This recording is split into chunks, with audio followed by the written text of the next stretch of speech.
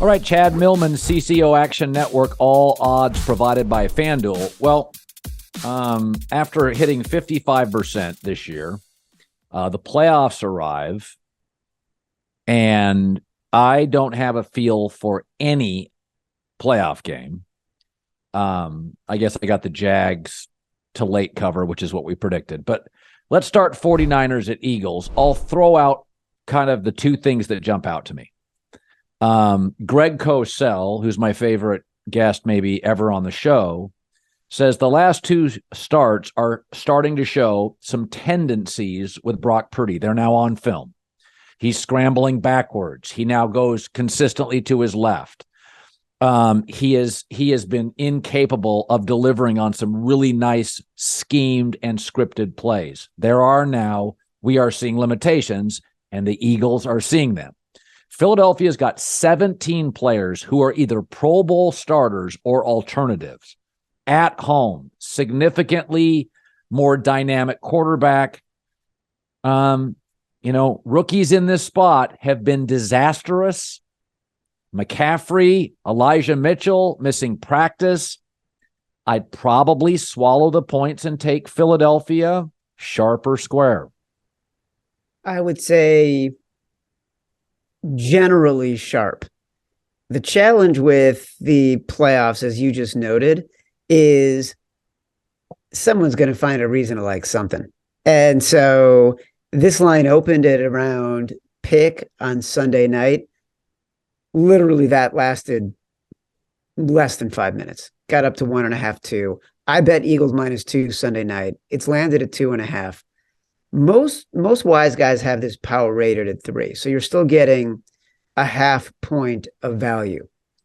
What's troubling if you're an Eagles backer is you've seen the money come in on the Eagles and it really hasn't hit the 3, which means that professional money continues to come in on the Niners, enough that the books are wary of getting to the 3 because they'll just get pounded with money on the Niners.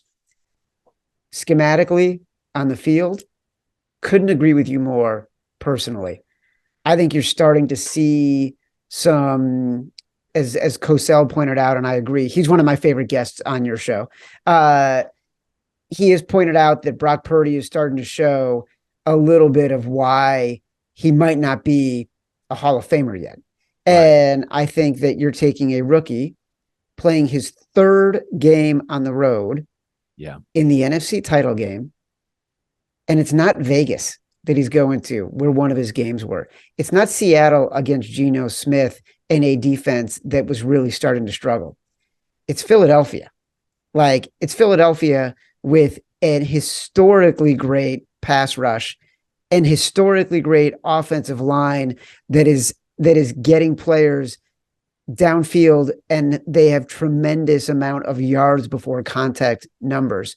So how do you not take the Eagles here? It feels like exactly the right side. I love the Eagles in this spot. Maybe I've talked myself into it. I've heard a lot of people say they like the Niners, but the majority of wise guys are agreeing with you. Well, and here's something else to remember. That Cowboy team went into the second half without Tony Pollard, a kicker who was in his head, and Dallas was on the road. And let's be honest, Michael Gallup, I would submit to you, he's not a 2, he's a 3.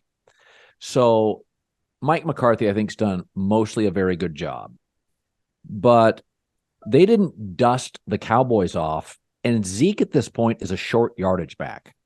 They had one home run hitter on offense, and the Niners knew it, CeeDee Lamb.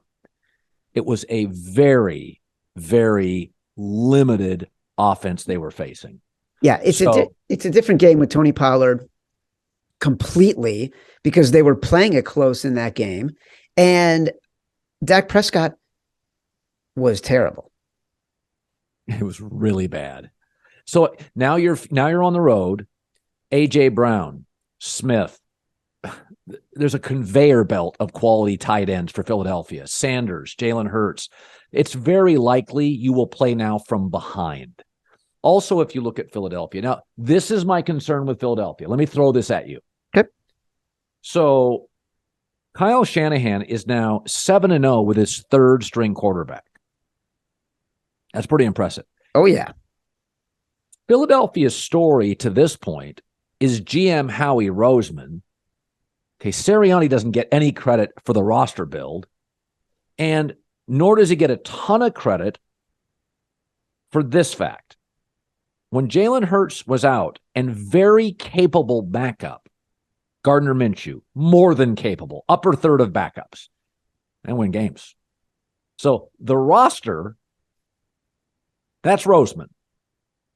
Jalen Hurts, when he's gone, that's when coaching really matters. You don't get the juice at Jalen, right? Like Kyle Shanahan winning with Brock Purdy, that's not a Brock Purdy story as much as it is a roster compilation and a Kyle Shanahan story. So you take out Jalen Hurts with this roster of 17 Pro Bowler alternates. They don't win with Gardner Minshew, a capable backup. So what I'm saying is Kyle Shanahan and Nick Sirianni, let's not elevate Nick, who got crushed in the playoffs last year and beat a completely outmanned Giants team. I said today on the show, I like Nick. I was wrong on Nick.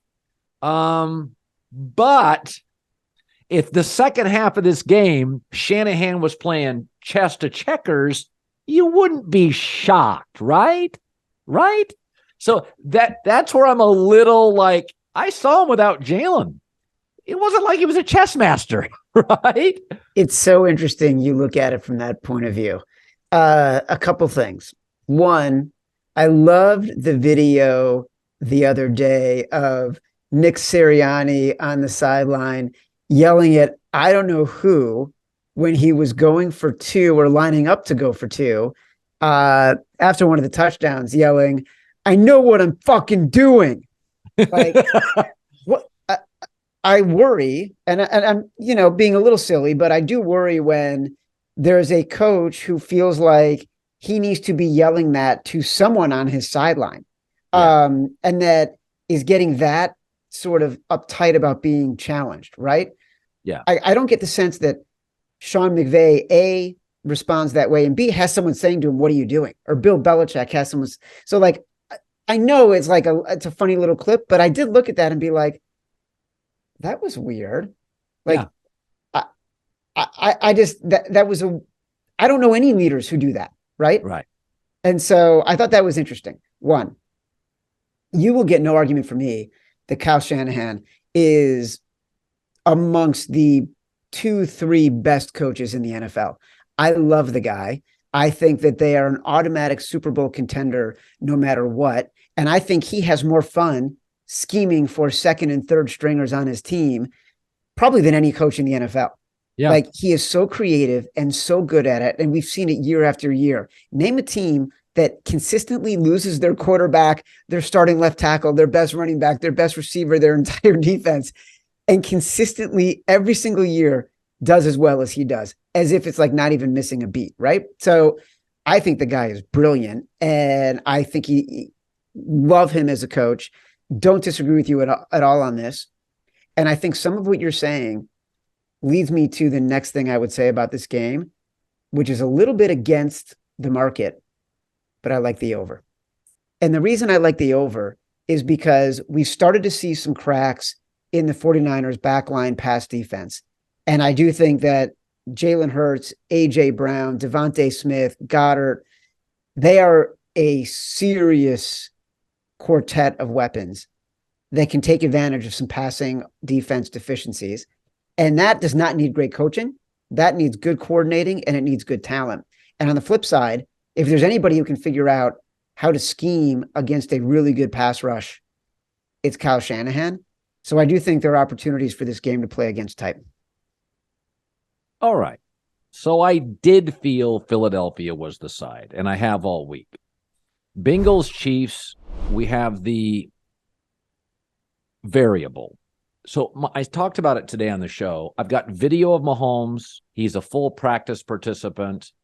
There are 3 levels to high ankle sprains, including grade 1, which is mild. He also played very well, 108 passer rating in the game after the sprain.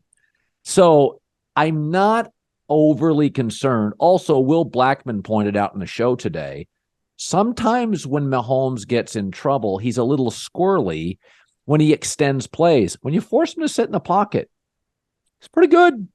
And so I don't worry about that. Here's, though, why I like Cincinnati, plus a point. And here's why. Over the last 20 games in the NFL, there's an argument to be made. Cincinnati's the best second-half defense in the league, even better than San Francisco. They make adjustments like nobody else. The other, and by the way, against Kansas City as well, they have trailed Kansas City in their last 3 beatings of the Chiefs, but have dominated late fourth or overtime. I believe Cincinnati's become something that doesn't get a lot of love, but it was what the Patriots with Belichick and Brady did. They were the best situational football team for about 20 years. Cincinnati is remarkably good situationally, like even better than Kansas City. A lot of it's Burrow's accuracy. So during the offseason, remember Burrow's first year and a half, once against the Bears, he could be turnover prone. So in the offseason, Cincinnati said, you know what? We're going to peel back some of the deeper routes and do more intermediate closer. Now the Bengals give you an upside with no turnovers. This is what they did to Buffalo. So you have the most accurate passer completion percentage in league history, Burrow, a team that's no longer giving you turnovers. That was Mahomes' secret sauce early. The best adjusting defense in the league with absolutely no pressure. These are the Chiefs. This is Mahomes. This is Reed. I think I like Cincinnati, sharp or square. Dude, this game is a roller coaster. And you're not going to get a consensus. You're going to be sharp. You're going to be with a bunch of sharps. And there's also going to be sharps who like Kansas City.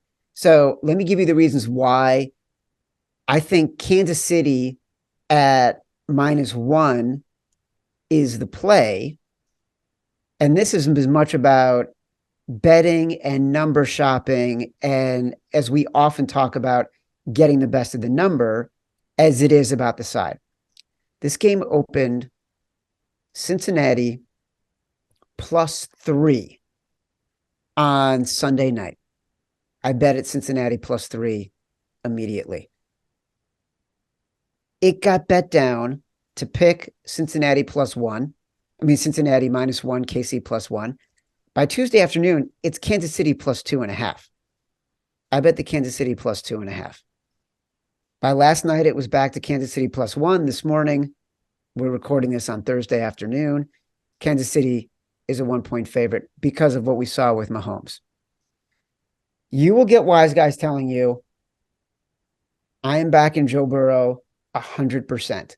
And then you will get wise guys telling you, I'm playing my model. My model has Kansas City as a slight favorite to pick in this game, right? So I'm sorry, Kansas City is a slight favorite to -2 in this game. So you're going to get both sides of it. It's really going to come down to, how do you feel? What's going to make you the least uncomfortable in this game? I wish I could give you a consensus. I can't. I can't in any good conscience. Like we talked about this on the favorites today. We did sharp calls where the wise guys will call us over the 48 hours from Tuesday to Thursday between our 2 podcasts and tell us what they think of what we're saying. And a lot of the wise guys were just like, I won't bet against Joe Burrow. The guy's 19-1 against the spread as less than a 7-point underdog.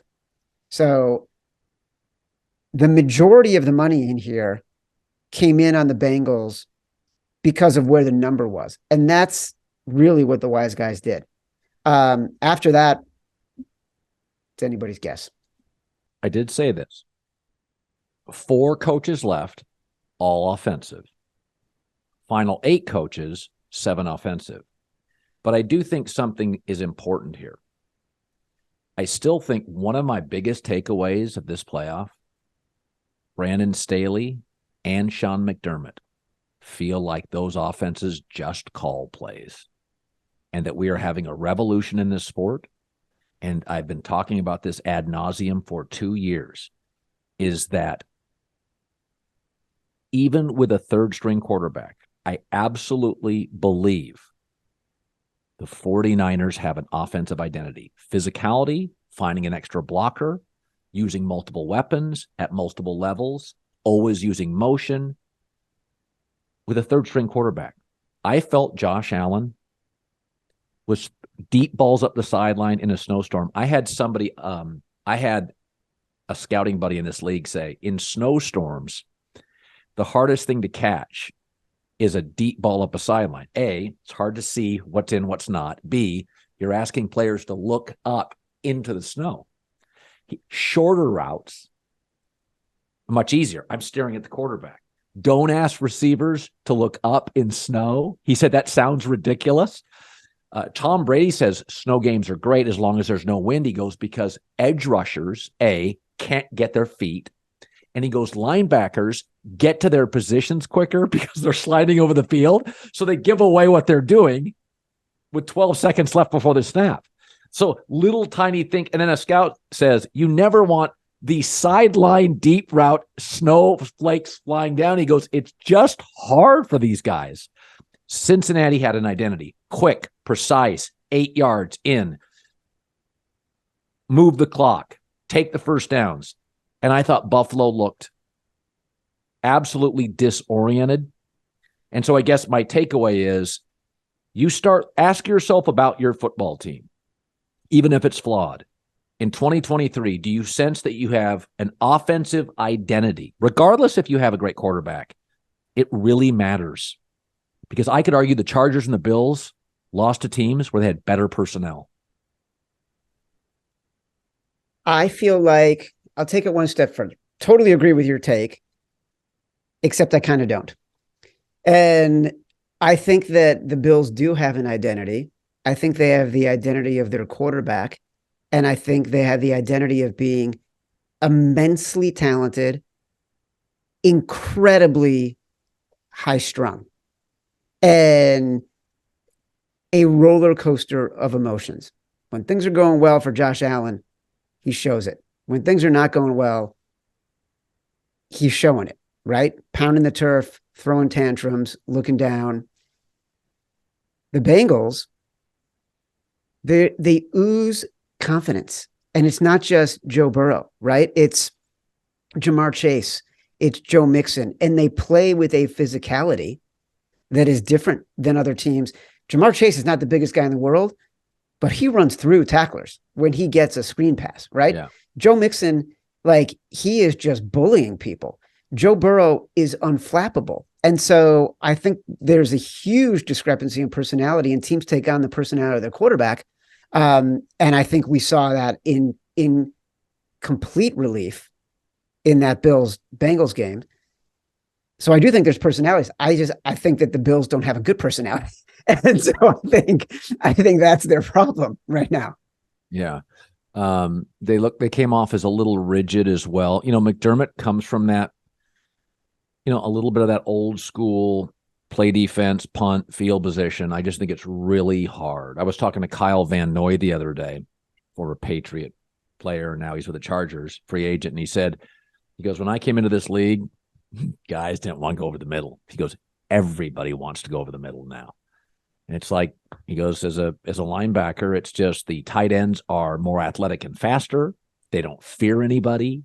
The receivers, backs. He said the game's changed in 10 years. The middle of the field is just a paradise for offensive players. You and I grew up, there was a term called alligator arms. Yeah.